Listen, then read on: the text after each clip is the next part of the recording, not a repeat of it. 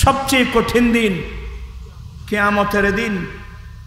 আমার আল্লাহ বলেন, ইয়ামা ইয়াফিরুল মারউ মিন আখিহি, কিয়ামতের কঠিন দিনে এক বন্ধু অপর বন্ধু থেকে পালিয়ে যাবে, ভাই থেকে ভাই পালিয়ে যাবে, স্বামী থেকে স্ত্রী, স্ত্রী থেকে স্বামী, এক কথায় কেউ কারণ, কারণ সবার মুখে ইয়া নফসি ইয়া নফসি। এমন একটা কঠিন দিন, এমন একটা কঠোর দিন আমাদের জন্য আসতেছে রে বাবা। আমার আল্লাহ বলেন, ওয়া কানা মিকদারুহু 50 আলফা সানা, কিয়ামতের একটা দিন হবে 50,000 বছরের সমতুল্য। ও আল্লাহ, ওয়াইদাল বিহারু ফুজ্জিরাত, ওখানে টিফল থাকবে, ঝর্ণা, আর সমুদ্র নয়, সাগর মহাসাগরের পানিগুলো জলীয় বাষ্প হয়ে বাতাসের সাথে উড়ে যাবে, স্থলভাগ জলভাগ এক সমান, ফানি ফানি ফানি ফানি, জিহ্বা বেরিয়ে যাবে। কোথায় পাবেন পানি? সবাই উলঙ্গ, পরনের মধ্যে কোনো কাপড় নাই। আমি যখন কিতাব পড়ছিলাম, সবাই উলঙ্গ, একজন অপরজনের সতর দেখবে, কেমন লাগবে। যখন কিতাব পড়লাম যে না, এমন একটা পরিবেশ, একে অপরের সতর চাওয়ার সে পরিবেশ থাকবে না রে বাবা। গ্রামের সমুদ্র হবে।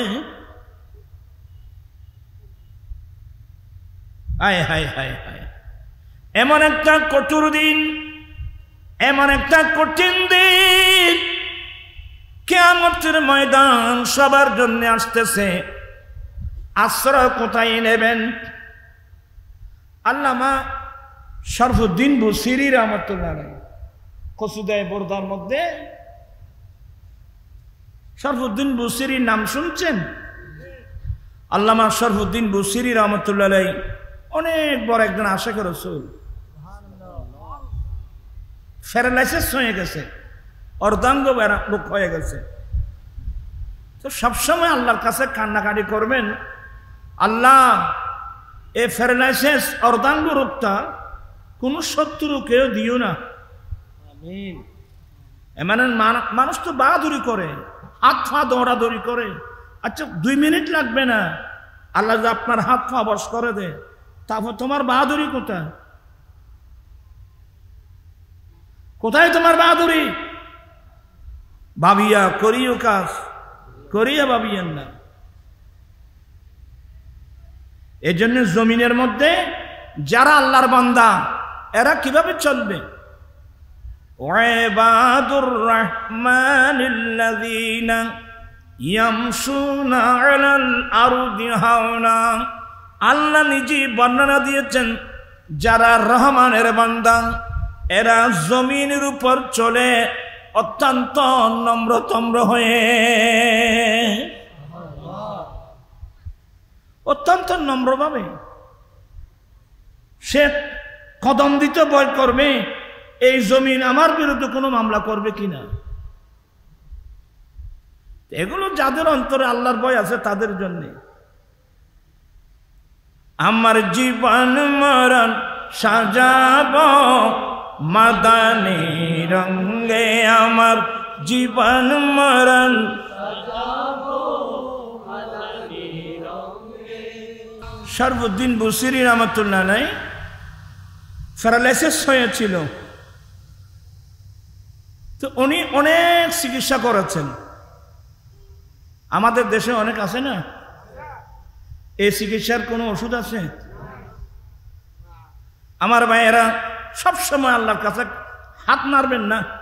তোমারা তাতে কানে বেশি চলে, ফাঁক কানে বেশি চলে। মুসলমান কাকে বলে জানেন? আল্লাহর নবী বলেন, আল মুসলিমু মান সালিমাল মুসলিমুনা মিন লিসানিহি ওয়া ইয়াদিহি, সেই ব্যক্তি মুসলিম হওয়ার দাবি করতে পারবে যার মুখ এবং হাতের আঘাত থেকে আরেকজন মুসলমান নিরাপদ থাকবে। আপনার হাত পা নাড়েন, আরেকজনকে আঘাত করেন, তোর মুসলমান কষ্ট করে দেবো না। আল্লাহর নবী বলেন সত্যিকার মুসলমান সেই ব্যক্তি যার হাত এবং মুখের আঘাত থেকে আরেকজন মুসলমান নিরাপদ থাকবে। ইসলাম বুঝেন? এখন তো দেখি তৌহিদি জনতা নাম দে, খবর থেকে উঠে মানুষ জ্বালিয়ে ফেলে। এমন রেকর্ড বাংলাদেশে হয়ে গেছে। কোন নূর ভাগলা,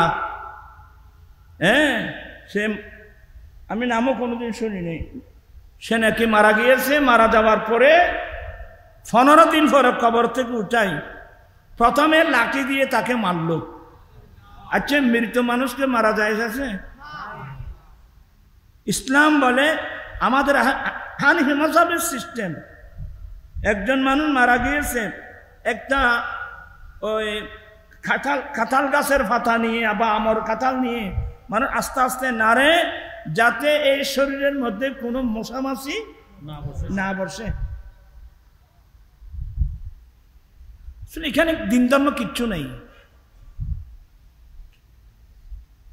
একজন মানুষ মারা গেল, তাকে কবর থেকে 15 দিন পরে কবর থেকে উঠাই, তাকে মারলো আগুন দিয়ে। আচ্ছা, ইসলাম ধর্ম মোতাবেক মানুষ নয়, একটা পিঁপড়াকে পর্যন্ত আগুন দিয়ে জ্বালাবার পারমিশন আছে? আল্লাহর নবী বলেন লা ইউআযিবু বিআযাবিল্লাহ, জাহান্নামীদেরকে জাহান্নামে আগুন দিয়ে শাস্তি দেব, এটা আল্লাহর বৈশিষ্ট্য, তো আল্লাহর কাজ। কোন বান্দার অধিকার নাই, কোন মানুষের অধিকার নাই মানুষকে জ্বালানো না।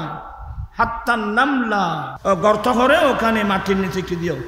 যদি মানুষ যদি কোন কাফের মুশরিককে লাশ জ্বালিয়ে ফেলার পারমিশন থাকতো, তাহলে তো প্রথমে আবু জেহেলের লাশকে জ্বালানো হতো, ওতবার সাহেবার লাশকে জ্বালানো হতো। ইসলাম ধর্মের মধ্যে এগুলো নেই।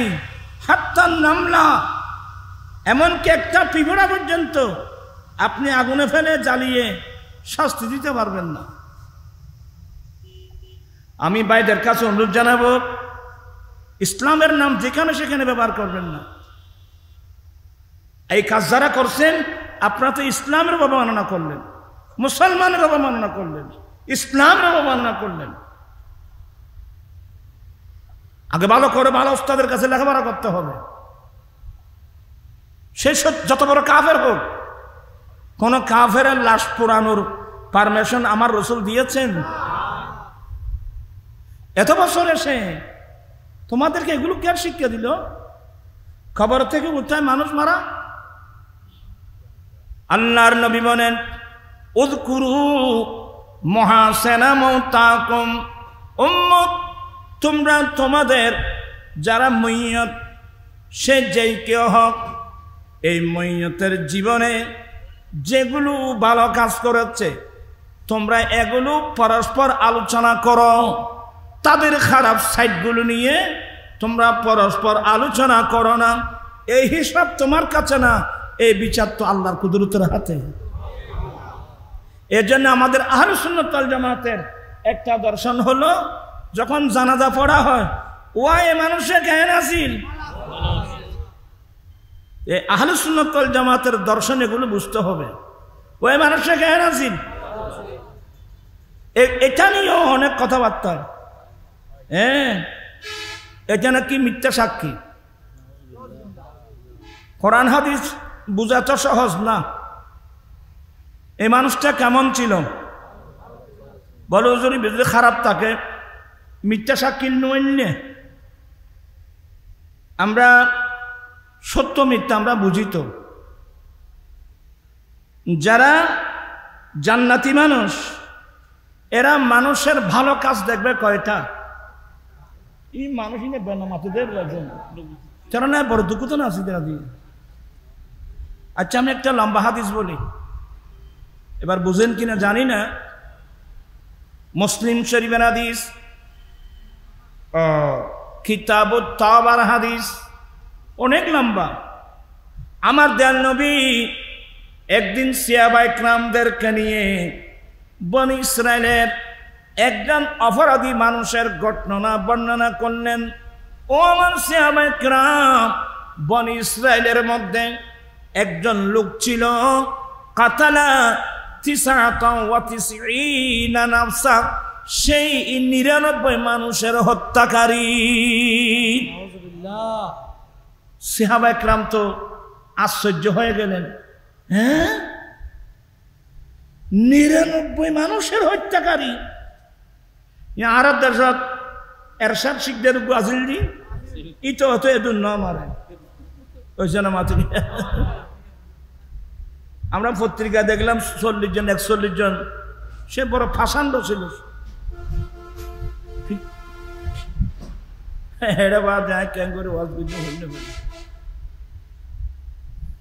পরিবেশ লাগবে, মেয়েটা ক্লাস করতেছি ধর্মীয়। আমার ভাইয়েরা, আমার রাসূল বলছেন এই লোকটা 99 মানুষ হত্যা করেছে। সে আমার কাম তো দুনিয়াতে নেই। আচ্ছা দেখি আমার নবী কি বলেন। বলেন 99 মানুষ হত্যা করার পরে 1 নম্বর তার বয়স বেড়ে গেছে, মতের ডর স্বাভাবিক আসবে তো। এমনি মানুষ অনেক কিছু করে, যখন এখন বয়স্ক হয় ইবে জানে না হাতে এখন হইতে জন করিব, হ্যাঁ জম পরিবার লিখকে বুঝছো না। ভাবিয়া করিও কাজ, করিয়া ভাবিও না। এই লোকটা তার বেকরার হয়ে গেল। আমার মত অপরাধী পৃথিবীর জমিনে তো আর কেউ না। আমি এই বয়সে আল্লাহর কাছে তওবা করতে চাচ্ছি, কিন্তু তওবা করার আমার জন্য কি কোনো সুযোগ আছে?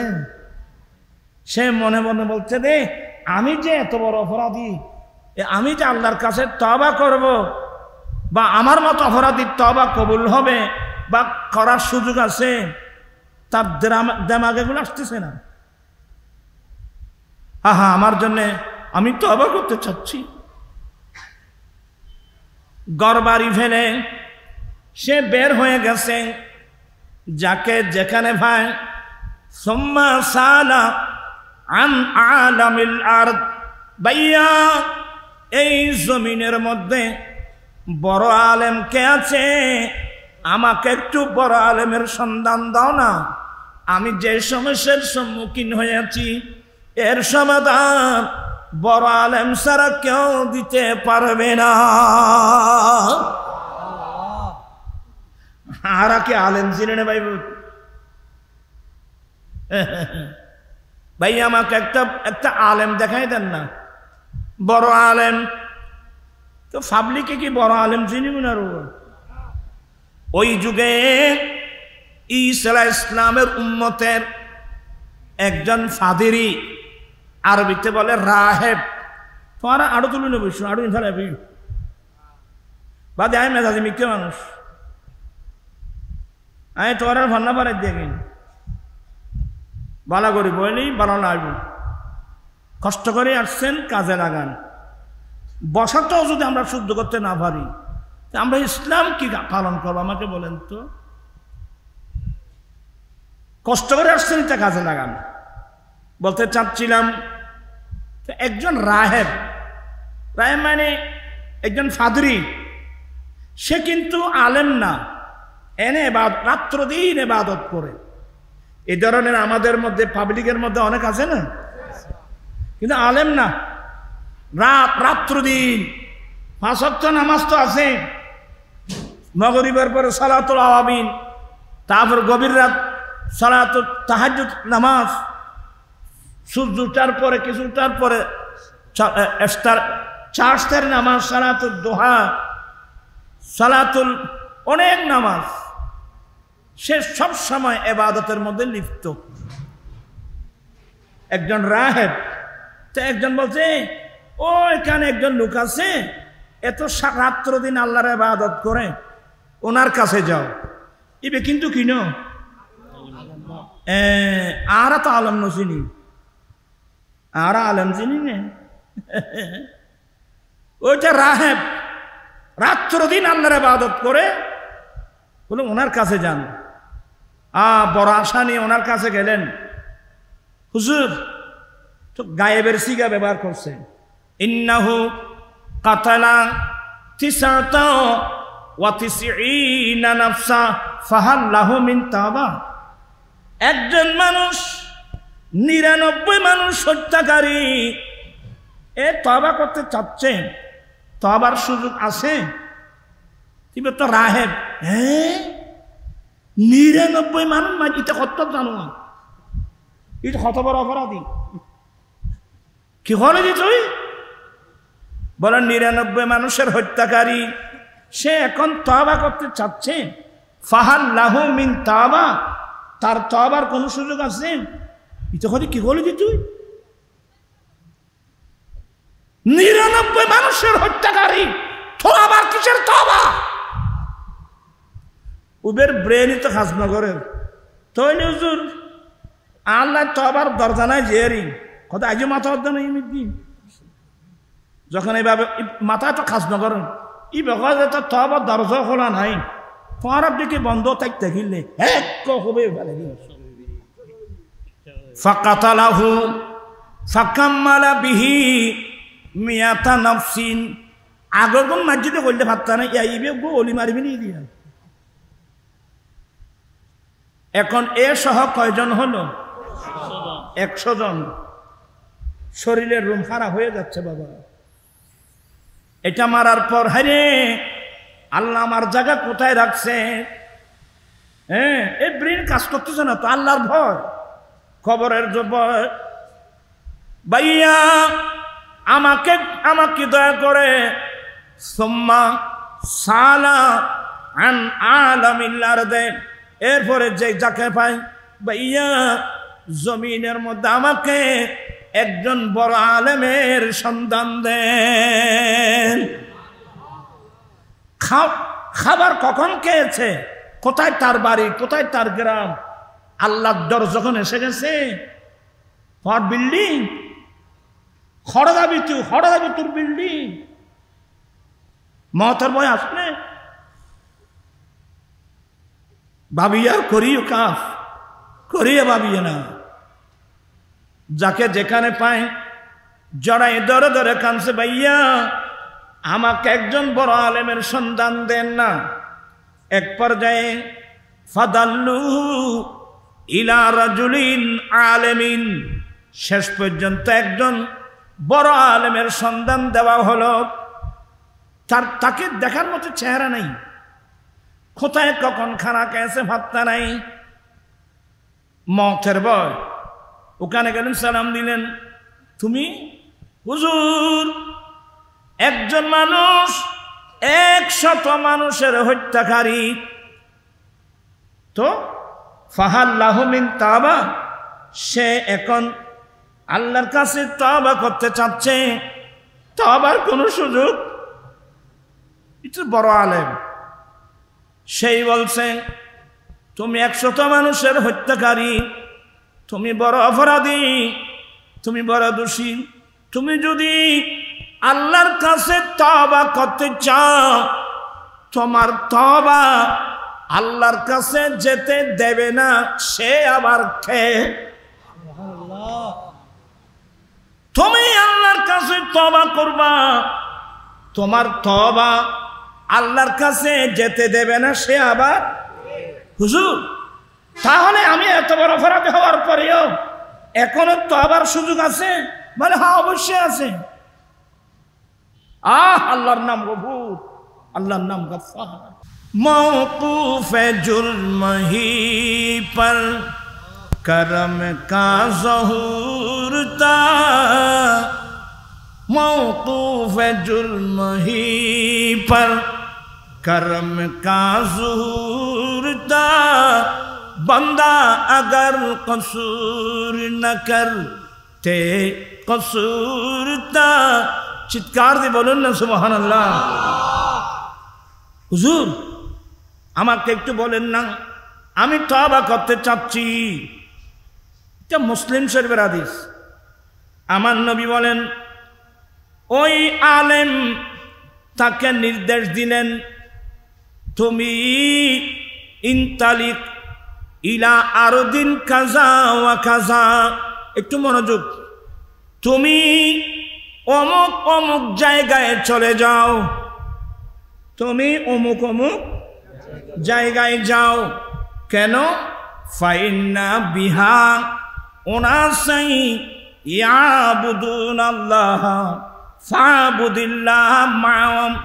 এই বান্দা, ওই জমিনে আল্লাহর অনেক ইবাদত করনে ওয়ালা বান্দা আছে, ওখানে আল্লাহর নেককার বান্দা আছে যারা রাত্র দিন আল্লাহর ইবাদত করেন। তুমিও তাদের কাছে গিয়ে, তাদের সঙ্গে গিয়ে, তাদের সাথে সাথে ওখানে গিয়ে তুমিও আল্লাহর ইবাদত করো। তুমি অমুক অমুক জায়গায় যাও, ওখানে আল্লাহর এমন কিছু বান্দা আছে যারা আল্লাহর ইবাদত করেন, অর্থাৎ যারা আল্লাহর ওলি। তুমি ওখানে যাও, ওদের সঙ্গে সঙ্গে তুমিও কি করো? ইবাদত করো। ওয়ালা তারজি ইলা আরদিক, তুমি তোমার গ্রামে যেও না, তুমি তোমার এলাকায় যেও না।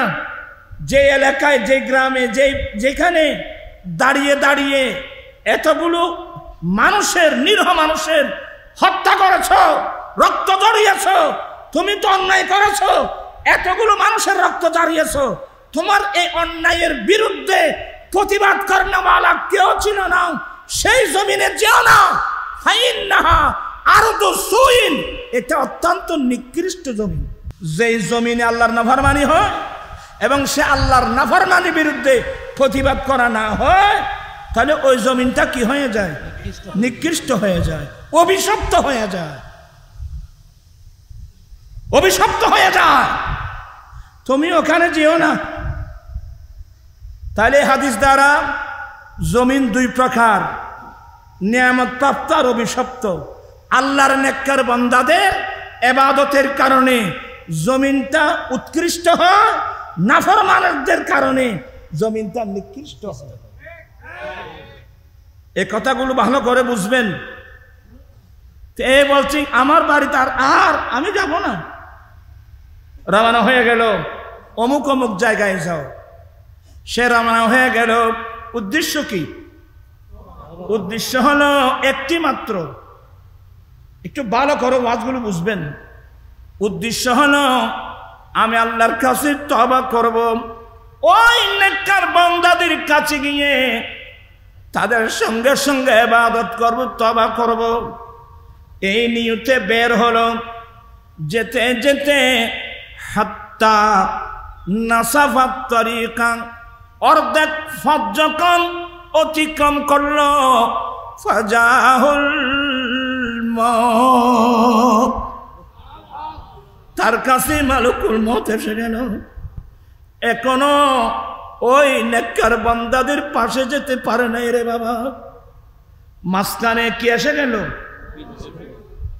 আমার ভাইয়েরা, সবাই সতর্ক হয়ে যান। কখন আপনার কাছে, আমার কাছে মালিকুল মউত এসে যায় এগুলো তো আমি জানি না। এই জন্য সবসময় মওতের জন্য প্রস্তুত থাকতে হবে। আরে মারফিট নাফরমানি তো দূরের কথা, মওতের জন্য প্রস্তুত থাকো তুমি। হ্যাঁ, মালিকুল মউত এসে গেছে, ছাড়বে? মালিকুল মউত রূহ কবজা করতেছেন, সাকারাত, কেমন কষ্ট! হায় হায় হায় হায়, সাকারাতের বিছানাতে কি যে যন্ত্রণা, সাত সাগরের পানি দিল আমাদের এ বয়সে আমরা যে সাকারাতের বিছানায় যেতে হবে, সাকারাতের বিছানায় গেলে ছেলে পাশে বসে 1 চামচ পানি দিচ্ছে, গড়গড়া চলছে, ওই পানি খাওয়ার কোনো পরিবেশ নাই, দুই দিকে পড়ে যাচ্ছে।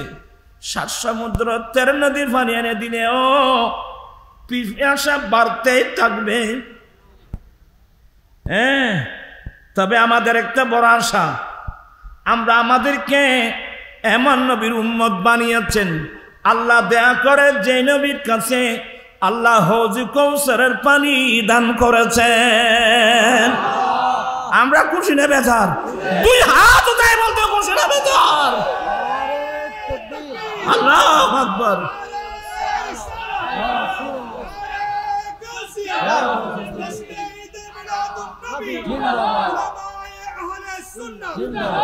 সাকারাতের বিছানাতে কি যে যন্ত্রণা, 7 সাগরের পানি দিল আর কৌসরের পানি দিবেন শাহে মদিনা। কৌসরের মালিক যিনি তাহা কি জানো, ভালো যদি ভালো যদি আসো নবীকে ভালোবাসতে শিখো। এই বিপদ মুসিবতের সময় হৌজে কৌসরের পানি আমার দয়াল নবী উম্মতকে পান করাবেন। বিশ্বাস আছে? ইন্না আ'তাইনাকাল কাউসার, হে নবী নিশ্চয় আমি আপনাকে কৌসর দান করেছি। বুখারীর হাদিস বলেন, নবীর কাছে প্রশ্ন করা হলো, মাল কাউসার ইয়া রাসূলুল্লাহ, আল্লাহ যে আপনাকে কৌসর দিয়েছেন, কৌসরটা কি? বলেন নাহারুন ফিল জান্নাহ, যে জান্নাতের একটা নদী। হুজুর কত বড়? বলে মাসিরাতান শহরিন, 1 মাসের দূরত্ব, মাসিরাতান সফরিন, 1 সফরের দূরত্ব। আরেক পর্যায়ে নবী বলছেন, উম্মত আল্লাহ যে আমাকে হৌজে কৌসর দিয়েছেন, হৌজে কৌসরের পারে কতগুলো পেয়ালা আছে জানো? আসমানের যত নক্ষত্র। এবার আমার নবী বলেন, এ আমার উম্মত, হৌজে কৌসরের পানি কেমন জানো? দুধের চেয়ে বেশি সাদা, দুধের চেয়ে বেশি সাদা, মধুর চেয়ে বেশি মিষ্টি, বরফের চেয়ে বেশি ঠান্ডা। লা নাজমা বাদাহা বাদা, কোন মানুষের নসিবে যদি সামান্যটুকু পানি মিলে যায়, আবাদুল আবাদ তার কোনদিন পানির পিপাসাই লাগবে না। হৌজে কৌসরের পানি আমাদের লাগবে তো? নবী পেয়েছি, এর চেয়ে বড় আনন্দ কি? নবী এগুলো আমাদেরকে পান করাবেন। আসলে আমরা বড় ভাগ্যবান মানুষ। তোমার ইতারা বেদাত তেদাত হদি নবুঝে দোকদা বুঝিলি তারা তোমার তো আর বেশ গরিব। দোয়া করবেন আল্লাহ যেন সবাইকে বুঝশক্তি দান করে, আল্লাহ সবাইকে হেদায়েত নসিব করুক। আসলে অনেক দূরে চলে আসলাম। আমি বুঝাতে চাচ্ছি, সাকারাতের বিছানা কষ্টের, কেমন কষ্ট জানেন? একটা জীবিত ছাগল ধরে তার শরীর থেকে চামড়া তুলে নিয়ে যে কষ্ট, তার চেয়ে বেশি কষ্ট সাকারাত। হ্যাঁ, আল্লাহর স্পেশাল যদি দয়া হয়, কোন নেককার বান্দাদের নজরে হয়, তো অনেক মানুষের জন্য সাকারাতের বিছানা, ওই ছেলে মার কুলে বসে দুধ খেতে খেতে যেন ঘুমিয়ে যায়, ওই বান্দাও সেভাবে ঘুমিয়ে যাবে। আপনি লাইনে থাকতে হবে, আল্লাহর নেককার বান্দাদের সোহবতে থাকতে হবে, সব সময় আল্লাহর ভয় অন্তরের মধ্যে থাকতে হবে। কথা বলছেন? আসলে আমি অনেক দেরি করে ফেলতেছি। খড়া বাজ্যে আর খানা হই আই, হ্যাঁ 11:30 হয়ে গিয়ে না, ইনশাল্লাহ 12টা মতো শেষ করি ইনশাল্লাহ।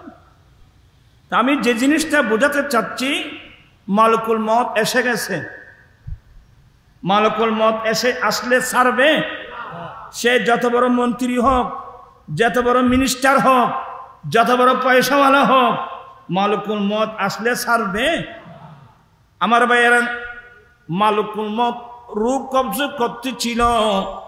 মুসলিম শরীফের হাদিস, রূহ কবজ করার সময় ওই লোকটা বুকে সামনের দিকে একটা ধাক্কা দিল, কি মানে তখনও চেষ্টা করছে ওই নেককার বান্দাদের দরবারে যাওয়ার জন্য।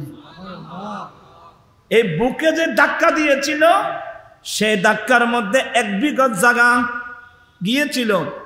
সাথে সাথে দুনিয়া থেকে ইন্তেকাল করলেন। ইন্না লিল্লাহি ওয়া ইন্না ইলাইহি রাজিউন। ফেরেশতা এসে গেল। একদল ফেরেশতা আসছে জাহান্নাম থেকে, আরেক দল ফেরেশতা আছে জান্নাত থেকে। কয় দল ফেরেশতা আসলো? 2 দল। একদল জাহান্নাম থেকে আসছে, আরেক দল জান্নাত থেকে আসছে। এই মইয়ত নিয়ে টানাটানি শুরু হয়ে গেল। তোমরা কি জন্য আসছো? বলে আমরা একে জাহান্নামে নিয়ে যাব। কেন? ইন্নাহু রাজুলুন লাম ইয়ামাল খায়রান কত্তুন। এই লোকটা এমন লোক, এই মানুষটা এমন মানুষ যার জীবনে একটি ভালো কাজ করে নাই। যার জীবনে একটি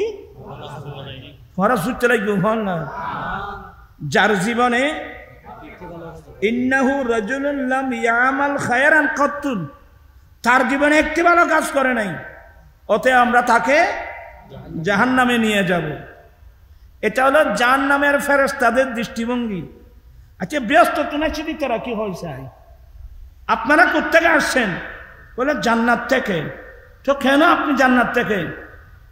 এই লোকটা ঘর থেকে বের হয়েছে মুকবিলাম বিকলবিহি, অন্তরস্থল থেকে আল্লাহর কাছে তওবা করার জন্য বের হয়েছে। এর চেয়ে ভালো কাজ আর কি আছে? ও জাহান্নামের ফেরেশতা হলে ইতের গোড়া জীবন গাঁটি, জান্নাতের ফেরেশতা হলে তো এই ভগবান হয়তো ভালো আছিল মানে হয়তো বা ইতে মূর্তি পূজা না করে, ইতে মূর্তি, ইতে মুসলমান আছিল আর কিন্তু গুণ করছি দেরি, ইতে মূর্তি পূজা না কর, শিরিক গুণ না করে তো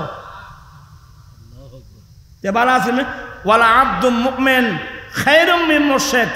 আল্লাহ বলেন মুমিন গোলাম মুশরিকের চেয়ে উত্তম। সেই যত বড় অপরাধী হোক, সেই তো মুশরিক ছিল না, সেই আল্লাহকে আল্লাহ বলতো, রসুলকে রসুল বলতো। সে তো কোনোদিন মূর্তি পুজো, গাছ পুজো, বাঁশ পুজো, এ তো আর কতদিন পুজো পুজো দূর এক গুরুত্ব তুই ঘটে গিয়ে ভাই রেকর্ড হয়ে গিয়ে আল্লাহর ধরো রেকর্ড হচ্ছে তোর আর জাতি ভাই তো মানে। হ্যাঁ, আমরাও যাব। কখন? হিন্দু বাড়িতে আগুন ধরছে, আমরা সবাই যাব আগুন নিবানোর জন্য।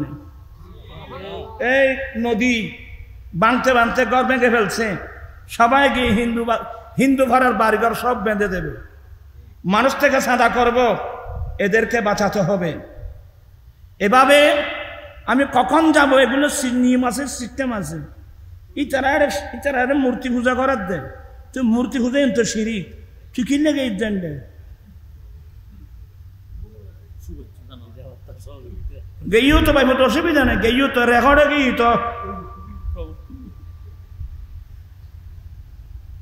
তারপরও দোয়া করব আল্লাহ সবাইকে এগুলো বুঝার তৌফিক দান করো। শিরিক বড় মারাত্মক। তুই যারা সুবিশ্বাস হইলে জানো না, ইতারারে মূর্তি পূজার দিকে আরো উৎসাহিত করলে জানো না। তুমি তো যে সৈন্য ভারো আয় তোরারে কলমা ভরাইতে আমার সিয়ন্ত সৈন্য ভারো। যেমন অলিকুল সম্রাট আমার গৌসে পাক গিয়েছিলেন কুর্দিস্তানে। কোথায় গিয়েছিল?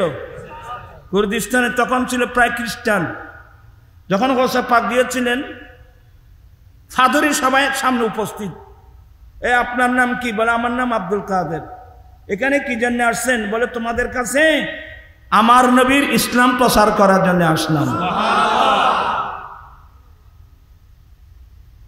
আমার কাছে ইসলাম প্রচার করবে? বলে আপনি কি এই নবীর উম্মত? বলে হ্যাঁ, আমি এই নবীর উম্মতের একজন আলেম। বলে তাহলে তোমাদের সাথে আমার কথা আছে বলো।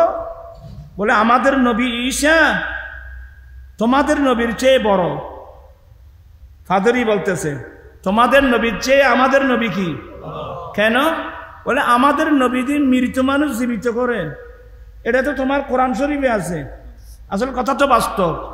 ওহিল মওতা বিইজনিল্লাহ, আমি আল্লাহর হুকুমে মরা মানুষ কি করি?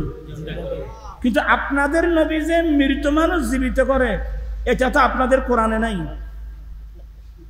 আমাদের নবীর কথা আছে, তোমাদের নবীর কথা নেই। তাহলে তোমাদের নবী চেয়ে আমাদের নবী বড়। তার পয়েন্ট দেখিও না। আচ্ছা এই যদি আর আল্লাহ বাইজ আর কি হইতেন তা হবে। তা আমার গোসে পাক বলেন, ফাদরি সাহেব রাহেব, আমাদের নবী যে মৃত মানুষ জীবিত করেন, এটা আমাদের কিতাবে থাকার কোনো প্রয়োজন নেই। আমি আব্দুল কাদের, আমি তো নবী না, আমি নবীর অনেক বংশের পরের একজন আলেম। তো আমি যদি আল্লাহর হুকুমে মৃত মানুষ জীবিত করতে পারি, তোমরা আমার নবীর কলমা পড়বা তো? হ্যাঁ আপনি পারবেন? বলে আমি যদি আল্লাহর হুকুমে মৃত মানুষ জীবিত করতে পারি, আমার নবীর কলমা পড়বা তো? ভাই আমরা দেরি করবো না, সাথে সাথে কলমা পড়ে ফেলবো। বলে আমাকে একটা কবরস্থানে নিয়ে যান। একটা পুরানো কবরস্থানে নিয়ে গেল, নিয়ে একটা কবর দেখাই দিল, অনেক পুরানো কবর। বলে এটাকে জীবিত করেন। আমার গোসে পাক ওখানে গিয়ে শাহাদত আঙ্গুল কবর উপর রেখে ডাক দিলেন, ইয়া আব্দুল্লাহ বেইজিনিল্লাহ, এ আল্লাহর বান্দা আল্লাহর হুকুমে দাঁড়িয়ে যাও। হে আল্লাহর বান্দা আল্লাহর হুকুমে। ঠাস করে কবর ফেটে একজন লম্বা মানুষ বের হলো। বের হতে আসসালামু আলাইকুম, কবর থেকে উঠতে কি দিলেন? সালাম দিলেন। তোমরা দাও না, মিশাতে গেলে হতো কারো তো দিতে সালাম। ব্যাকুন বোবা। এখানে অনেক আসছেন, চাই বউর সালাম দিয়ে দুঃখ মানুষ আত্মল আছে, এই গো ভাই দেরিয়া বড় সালাম করো না। সালাম মানে দোয়া, তোমাদের উপর আল্লাহর শান্তি বর্ষিত হোক। আচ্ছা নিজের ফলের সালাম করে যদি বাপ খজন আসো চাই মাশাআল্লাহ তো হোক ভাই দেরিয়া। আমরা তো গাড়িতে উঠতে ছেলে এই যে সফওয়ান আসসালামু আলাইকুম। ওয়ালাইকুম আসসালাম। আমাদের ওয়াইফকে সালাম, মেয়েকে সালাম, সালাম আলাইকুম। সালাম মানে দোয়া, বাবা তোমাদের উপর আল্লাহর শান্তি বর্ষিত হোক। আমাদের দেশের পরিবেশ এখন আমরা চালু করতে পারি নাই, এমনি বড় বড় হুজুর আমরা। গাড়িতে উঠতে সালাম, গাড়িতে নাম থেকে সালাম।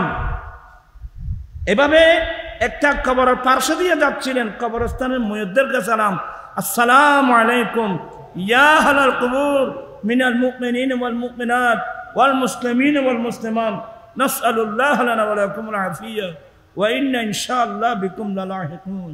আরো কয়েকটা সুরত আছে। মানুষ সালামের প্রতি, সালামের গুরুত্ব মুসলমানের কাছে এখন নাই। সালামের কারণে কি কি হয় আমি এগুলো বর্ণনা করলে আপনি আশ্চর্য হয়ে যাবেন। সালাম এমন একটা গুরুত্বপূর্ণ জিনিস। আপনারা সালাম দিবেন তো? নিজের ছেলে মেয়ে দেখলে সালাম দিবেন তো? নিজের ওয়াইফকে দেখলে ফইলে ফইলে হাসিব, সালাম দিলি। ও মা বুড়া কাটালে বহুত দিন সালাম ভাইলেন, তুই কেন চাইও বল আসসালামু আলাইকুম। এবার আসিব বোয়া ওই নদীতে নদীতে অভ্যাস হয়ে দে, তুই কেন চাইও বল আসসালামু আলাইকুম। তো একবার দুইবার কইলে আস্তে আস্তে সরম কে দিব, সরম পাই দিব। আয় একবার মুশকিলি এটা মুশকিলে কথা ইত্যারে মুশকিলি ওয়াজ করতে দিয়ে এটা চেয়ারম্যান উঠবাছিল নতুন। এবার দুদিন মাহফিল, দুদিন সভাপতি। প্রথম মাহফিল আমি সালামের ওয়াজ করছি, এবার আমি কি ফিরে গম করে চাই। তারপর দিনে আবার সভাপতি পাইছি। তা আমি আবার সালামের কথা কই, হজুজু অনেক খাইলে কইলেন দে ইতার বাসায় কিনিলে হজুজু অনেক খাইলে কইলেন দে আই বেড়িরি সালাম দিই তো তারা বউরে কি হয় এই তারা বাসাইলে দে রে হয়তো ধরো খাইলে বেড়িরি সালাম দিলাম তো হয়তো বেড়ি তো আসে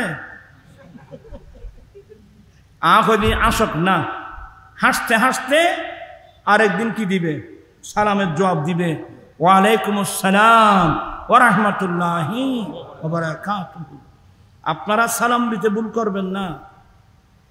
আমার রাসূল রাস্তা দিয়ে যাওয়ার সময় আমার নবীর আগে কেউ সালাম দিতে পারত না। আমার রাসূল ছোট ছোট ছেলেদেরকে পর্যন্ত আমার নবী সালাম করতেন। ইয়া তো তোমারা সালাম ন তা তা আচ্ছা ইয়ে ভাইয়ের তো করো তোরে ইয়ে খন বুখারীর হাদিস আরো কথা তা তাই দেখি ভাই ভাই এই ইংরেজের তালাত কেন বললি তোরা?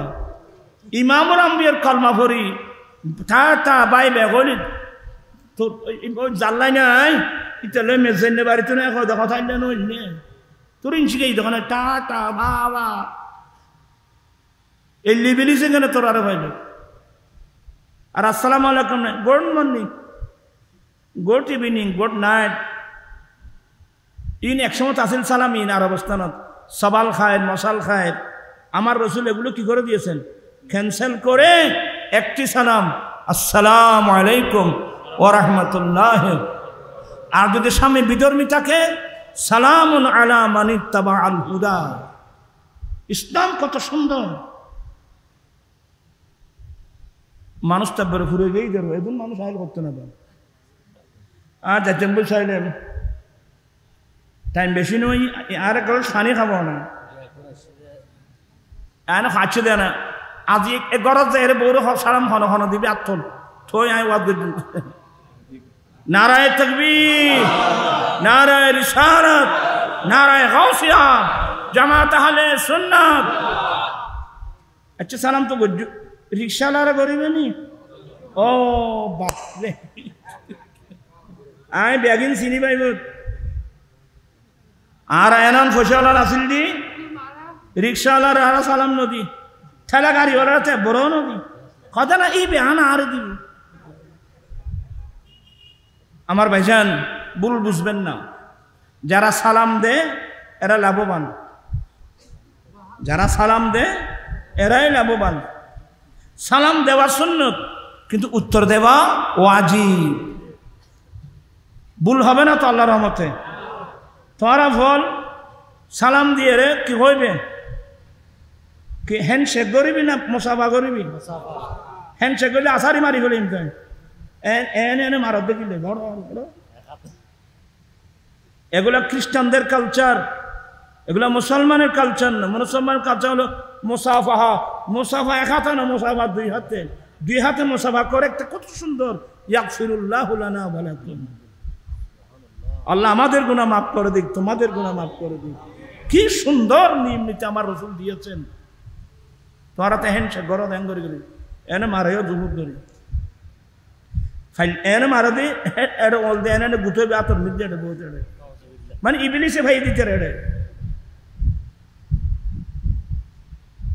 মত কষ্টইল হল আল্লাহ ইনার কথার কথা কইছি ফল রে কেন ফয়ন শিকান বলি তোরা সালাম দেন না রে এসে না মাথা দেন না তুই মাথা টুবিও না দোজো না আগামী বাদ দিবি বুড়ো হওয়া তো পরে গিয়ে দেরি। যাই হোক আল্লাহ সবাইকে দিন মিল্লত মজহাব বুঝে চলার আল্লাহ সবাইকে তৌফিক দান করুন। বিরক্ত হলেন? হাদিসটা আমি শেষ করব। জান্নাতের ফেরেশতারা বলেন আমি এখান থেকে গিয়েছিলাম, আমরা একে জান্নাতে নিয়ে যাব। কেন? বলে সেই ঘর থেকে বের হয়েছে, কোথায় তার ঘর, কোথায় বাড়ি, সে অন্তরস্থল থেকে আল্লাহর কাছে তওবা করার জন্য বের হয়েছে। এর চেয়ে ভালো কাজ আর কি হতে পারে? অতএব আমরা তাকে জান্নাতে নিয়ে যাব। আল্লাহু আকবার। ঝগড়া হলো না? তো ঝগড়া যখন হলো তৃতীয় পক্ষ লাগবে না? বিচার করবে না? তৃতীয় লাগবে না? আল্লাহ জিবরাইল ইসলামকে পাঠিয়ে দিয়েছেন, জিবরিল, এইগুলো আমার নবীর হাদিস। সাহাবা একরাম আশ্চর্য হয়ে গেল, নবী আমাদেরকে কি শোনাচ্ছেন? আমার ভাইয়েরা, ও কথা ফেরে আসছি, মাথা লড়িদের যদি কিনতাম আমার গোসে পাক আঙ্গুল দিয়ে ও যে সে ও খবর থেকে উঠতে এ সালামের কথা করতাম আর মেকে গেছি তোমার তো আরো ন করতে লাগবে শ্রোতা ও হুজুর তো শ্রোতা তো আম করব আব্দুল আলী দেন খোঁজিত তারা নামাজ সরাই চলে এলে আবার সব খবর রাখো আর কখন দি ই বেকিলে রেখে দে ওবে ভুল করলে তাড়াতাড়ি খোঁজ দিবেন নাই তোমার এজন মানুষ উগ্র তার বললেন না ধরলে। আমার ভাইয়েরা, বলতে চাচ্ছিলাম সালাম আলাইকুম সালাম দিলেন, সালাম দিয়ে কি বললেন? আকামাতিল কিয়ামা, হুজুর কি কিয়ামত কায়েম হয়ে গেছে? বলে না না, কিয়ামত কায়েম হয় নাই, আমি আপনাকে কষ্ট দিয়েছি এদেরকে দেখানোর জন্যে, এই খ্রিস্টানদেরকে দেখানোর জন্যে তোমাকে কষ্ট দিয়েছি, ঠিক আছে তুমি চলে যাও। সে আলমে বরজখের দিকে চলে গেল। আমার গোসে পাক বলেন, এ রাহে কি বলো? বলো হুজুর দেরি আর করবো না, কলমা পড়াই দেন, লা ইলাহা ইল্লাল্লাহু মুহাম্মাদুর রাসূলুল্লাহ।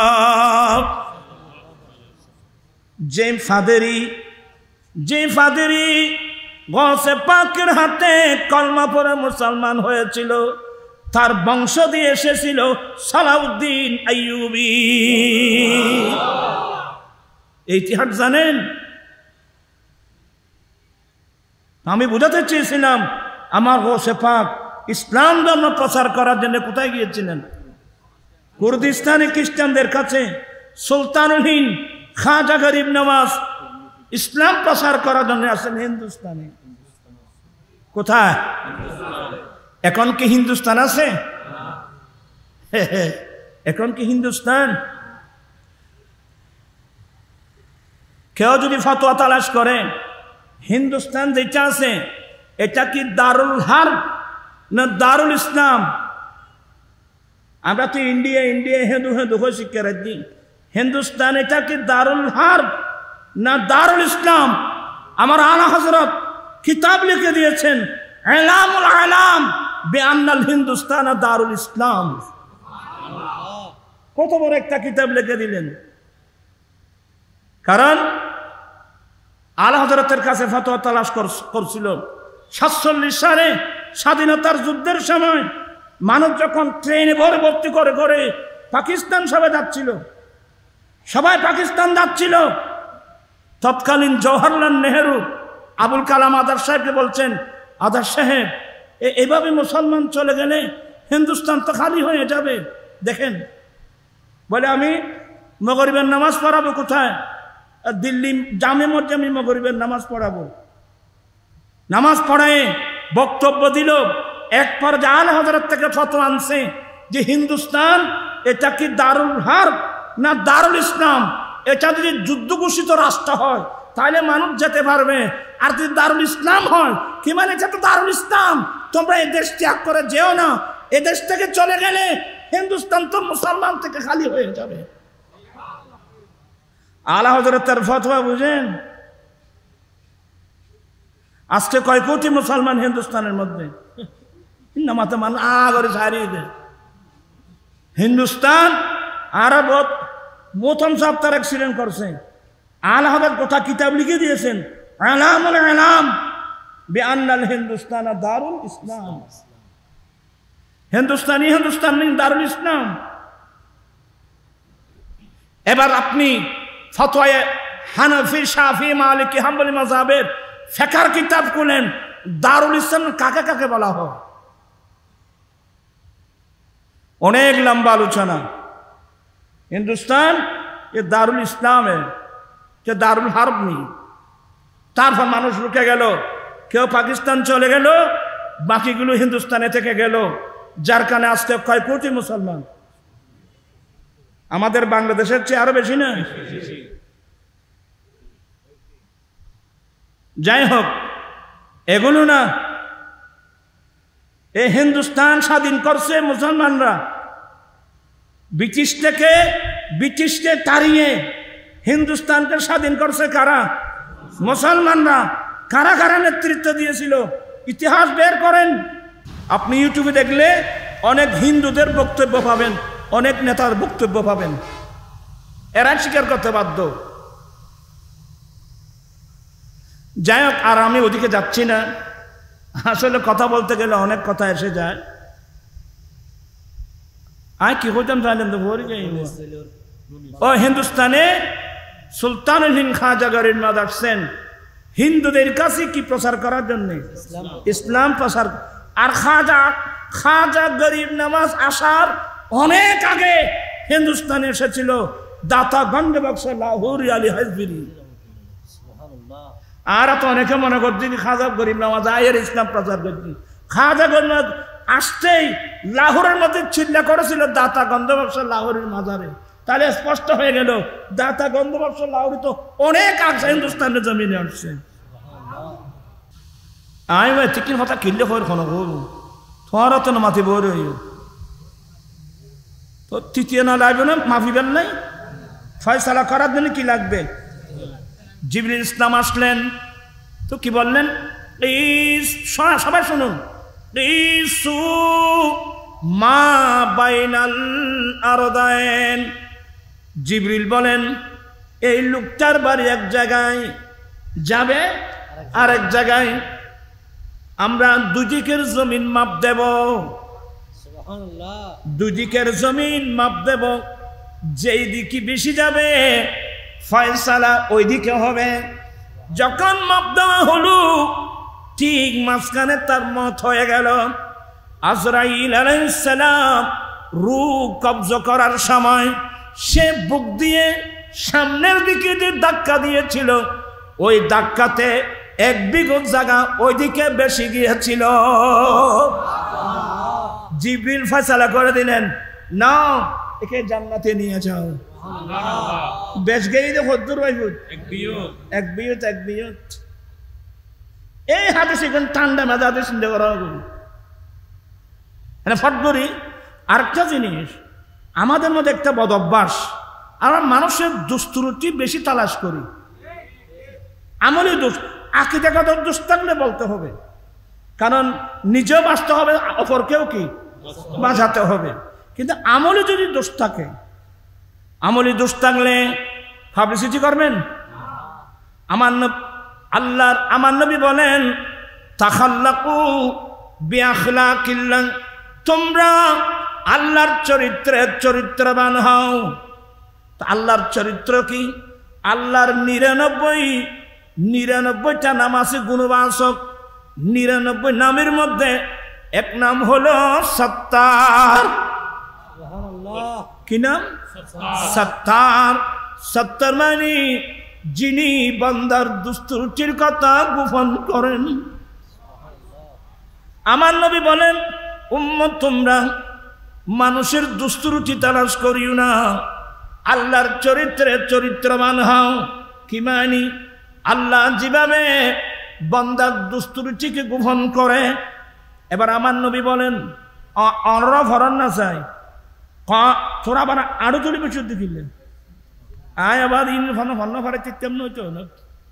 ক্বালা রাসূলুল্লাহি সাল্লাল্লাহু আলাইহি ওয়াসাল্লাম মান সাতারা উয়ুবা আখিহি সাতারাল্লাহু উয়ুবাহু ইয়াউমাল কিয়ামাত। আমার নবী বলেন যে উম্মত আরেকজন মুসলিম ভাই বোনের দুস্তুরুটির কথা পাবলিসিটি না করে যদি গোপন করতে পারো, তুমি যদি আরেকজন মুসলিম ভাই বোনের আমলি দোষগুলো গোপন করতে পারো, কিয়ামতের কঠিন দিনে আল্লাহ তোমার জীবনের আইব ত্রুটিগুলো আল্লাহ গোপন করে ফেলবে। কত বড় দয়ালু নবী। আজকে আমরা যে শুধু মানুষের দুস্তুরুচি তালাশ করে দিই, তুই হইলে করতেনি একটা মেয়ের সাথে ব্যভিচার করে ফেলল। কিন্তু সাহাবা ইকরামের একটা আদর্শ, কোনো সময় কোনো একটা যদি ভুল হয়ে যায় এদের চোখের ঘুম আরাম হয়ে যায়। এই সাহাবা গুমনায় দৌড়ে চলে গেল আমার নবীর দরবারে, সালাম দিলেন, দুই চোখের পানি পড়তেছে। কি বাবা, কি হলো? ইয়া রাসূলুল্লাহ, আমি একটা মেয়ের সাথে ব্যভিচার করে ফেলছি। মুস্তাফার দরবার, চোর হাকিম সে চুপা উসি কি খিলাফ। আরে দুনিয়ার আসামি হাকিমের আদালতে গিয়ে অপরাধের কথা গোপন করে। মুস্তাফার দরবার এমন দরবার যেখানে আসামি নিজে গিয়ে নিজের দোষের কথা স্বীকার করে। এই রসুল আমরা কিভাবে পেলাম? কিয়ামতের মাঠত আর নবী আর দোষ দিন কইব না। অবাদি যারা নবী ভাই খুশি এই খুশি প্র্যাকটিক্যাল দেবে না আসরের মাঠত। কথা বুঝছেন? কেন বেদারটা তাতে নকইনি, তোর তো মন নকলি ভরিগুম যাব, অসুবিধা তো নেই। যারা করতেছে ইতারা দিল্ল মাইজু, তোমার মনে হয় তুই না করো, গরম বাধ্যতামূলক ন, ইন মহাব্বতের বিষয়। আচ্ছা, আপনারা যারা এখানে বসছেন সবাই মনোযোগ সহকারে আল্লাহ আল্লাহ রসুলের কথাবার্তা শুনতেছেন, এখানে কি শরীয়ত বিরোধী কোনো কাজ আছে? এই কাজগুলোকে কোনো মানুষ বেদাত বলতে পারে? এরা আবার মিলাদুন নবীকে যারা বেদাত বলে, এরা আবার সিরাতুন নবী করে। কিন্তু সিরাতুন নবী কারো কথা বুঝা লাগলে উগ্র করতে এই ধরনের বলি না। আপনারা এখানে আলেম ওলামারা আছে, হেদায়া শরীফ খুলবেন। হেদায়ার মধ্যে কিতাবুস সিয়ার, সিরতের একটা চ্যাপ্টার আছে। বুখারীতে সিরতের চ্যাপ্টার আছে, ফিকহের কিতাব, ফতোয়ার কিতাব, হাদিসের কিতাব। সিরতের একটা কি আছে? চ্যাপ্টার আছে। আল্লামা বুরহানুদ্দিন মুরগানানী বলছেন, আসিয়ারু জামউ, তোরা হচ্ছে সহজে এইগুলো হচ্ছে সহজে লাড়ে দেখুন না, মাধ্যমে বাড়ি নাই ফান্না ভর আমি কেন খাই যাবি? আয় মুরব্বী তারা ফলার আয় তোর বিয়া তো হইন মুরব্বী হইব না। তো বলতে চাচ্ছিলাম, এটা নোট করেন, আসিয়ারু জামউ সিরাতিন, আসিয়ারু জামউ সিরাতিন। আপনারা হেদায়া খুলে দেখবেন, সিয়ার সিরতের বহু বচন। সিয়ার সিরতের, সিরত মানে আদর্শ ভাব এগুলো আবিধানিকত্ব। ওয়াফিস শারঈ, শরীয়তের পরিভাষায়, ওয়াহিয়া তাখতাসু বিসিয়ারিন নবী বিগজওয়াতিহি, শরীয়তের পরিভাষায় নবীর সিরত মানে রসুলের যুদ্ধকালীন ঘটনার জন্য সিরাত শব্দটা খাস। সুবহানাল্লাহ। সিরাতুন নবী মানে গজওয়াতুন নবী, রসুলের যুদ্ধকালীন বিষয়, এটা শরীয়তের পরিভাষা। এর জন্য আপনি হাদিসের কিতাব খুলবেন, কিতাবুস সিয়ার, নিচে হাদিস দেখবেন বদরের যুদ্ধ, উহুদের যুদ্ধ, হুনাইনের যুদ্ধ। যার কারণে ইসলামের শুরু থেকে এ পর্যন্ত মিলাদুন নবী করে আসছি আমরা। মিলাদুন নবীর উপর কিতাব লেখা হয়েছে। প্রথম যে কিতাবটা লেখা হয়েছে কিতাবুত তামবীর ফি মাওলিদ বাশীরিন নাযীর। হ্যাঁ, আপনার ইচ্ছা হচ্ছে রমজান শরীফে আমি বদর দিবস পালন, বদরের ঘটনা বর্ণনা করব, উহুদের ঘটনা বর্ণনা করব, এখানে সিরাতুন নবী নাম দিলে আপত্তি করার কিছুই নেই, এটা তো খারাপ জিনিস না। কিন্তু কোন শব্দ কোথায় ব্যবহার করা হয় এ পার্থক্যটা আমাদেরকে জানতে হবে। রবিউল আউয়াল শরীফে আমার রাসূল দুনিয়াতে আসছেন, ভাই নবীর মিলাদুন নবী গোটা ইমাম তিরমিজি বাব বানছেন তিরমিজি শরীফে, বাবু মা যা ফি মিলাদিন নবী সাল্লাল্লাহু আলাইহি ওয়াসাল্লাম। নবীর মিলাদুন নবীর উপর বাব বানছেন ইমাম তিরমিজি। আমরা বড় ভাগ্যবান, আমরা সেই নবীর সুন্নাত মোতাবেক চলতে চাই কি চাই না? দুই হাত উঠায় বলতে চলতে চাই কি চাই না?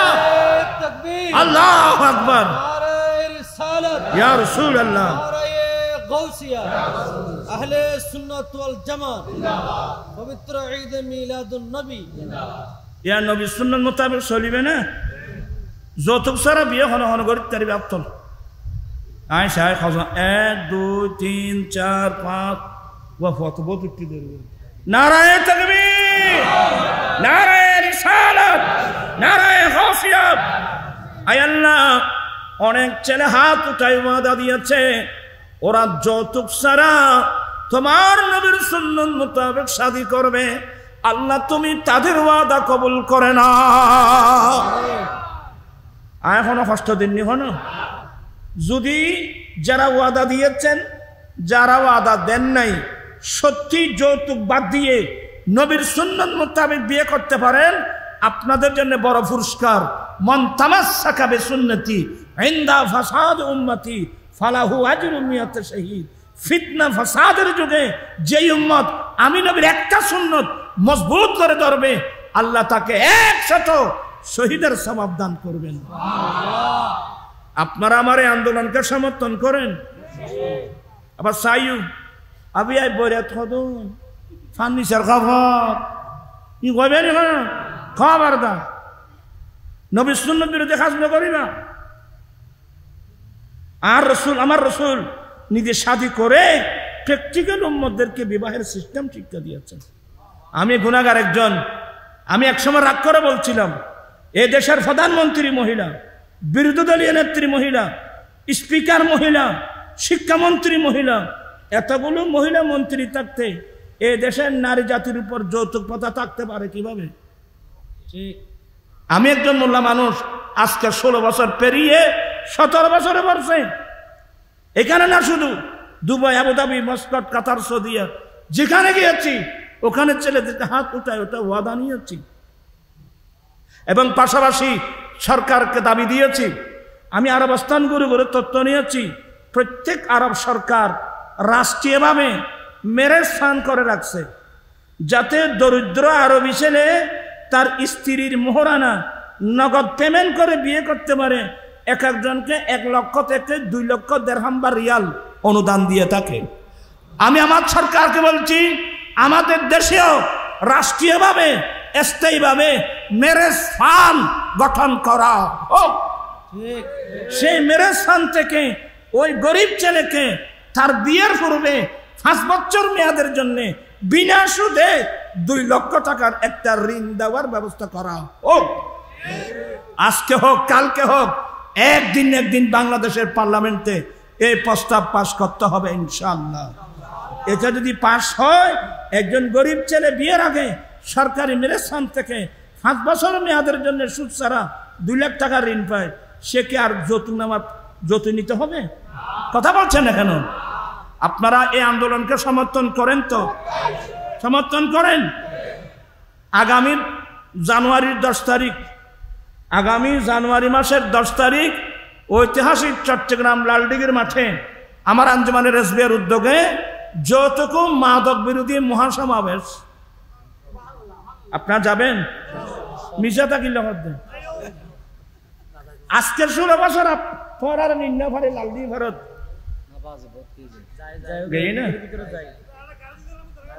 গাড়ি দিও না। আচ্ছা, আল্লাহ কবুল করো। ঠেয়া টুয়া ফাটাইও না। তোমারা তো ঠেয়া বেগুন বললে বরাদ্দ 500 ঠেয়া দিল তো আর এখনই ঘুরে দেখি। আমি আপনাদেরকে অনেক কষ্ট দিলাম। হেদায়েতের মালিক বাবা আমি নই, হেদায়েতের মালিক আল্লাহ। আমি ছোড়ো মানুষ, বাসও তেমন জানি না। আপ্রাণ চেষ্টা করে দেয় মায়া দিয়ে, ভালোবাসা দিয়ে মানুষকে। তুমি ভাষণিয়া, তুই তো 5,000 টাকা দেওয়ার দরকার, ভাষণিয়া গেলে দরকার। আচ্ছা, আলহামদুলিল্লাহ। না ইয়েনো মন্দ কি এটা বড় সদর আয় না হই অভ্যাস নাই।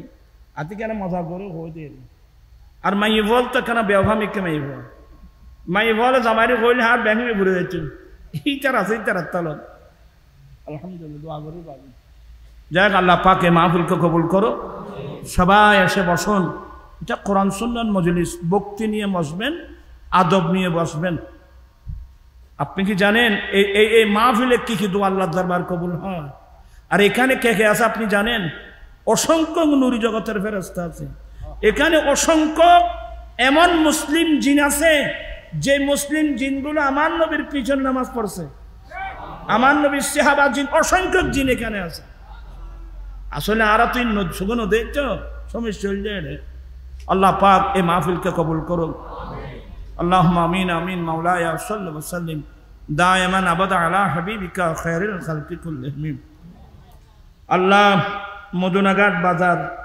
মিলাদ উদযাপন পরিষদের ব্যবস্থাপনায় আয়োজিত মাহফিলটা কবুল করো আমরা যতগুলো মানুষ আসছি প্রত্যেকের হাজিরি কবুল করো অনেক পর্দানসীন মা বোন পর্দার আলে বসে বসে ওয়াজ শুনছেন আয় আল্লাহ প্রত্যেক হাজিরি আমাদের জীবনে গুনাহগুলো মাফ করে দাও আল্লাহ তোমার নবীর সুন্নাত মোতাবেক চলার তৌফিক দান করো যৌতুকের বিরুদ্ধে মাদকের বিরুদ্ধে সুদের বিরুদ্ধে ঘুষের বিরুদ্ধে কোরআন সুন্নাহ বিরোধী কাজের বিরুদ্ধে আজীবন যেন আমরা সংগ্রাম করে যেতে পারি জিহাদ করতে পারি আল্লাহ তুমি সবাইকে সেই তৌফিক দান করো আগামী জানুয়ারি মাসের 10 তারিখ ঐতিহাসিক লালদিঘির মাঠে আমার আঞ্জুমার উদ্যোগে যৌতুক ও মাদক বিরোধী সমাবেশ আল্লাহ তুমি ধারণার বাইরে কামিয়াবি দাও আল্লাহ আহলে সুন্নাত ওয়াল জামাত বাংলা জমিন আমরা ঐক্যবদ্ধ আলহামদুলিল্লাহ আমরা যেন এই ঐক্য যেন আজীবন থাকতে পারি আল্লাহ শয়তানের দুঃখ থেকে ওয়াসওয়াসা থেকে আমাদেরকে হেফাজত করো আল্লাহ কার কি সমস্যা আমার আমি যেন অসুস্থ আমি অসুস্থ অনেক ভাই বোন অসুস্থ সেবা দাও করদার থাকলে মুক্ত করে দাও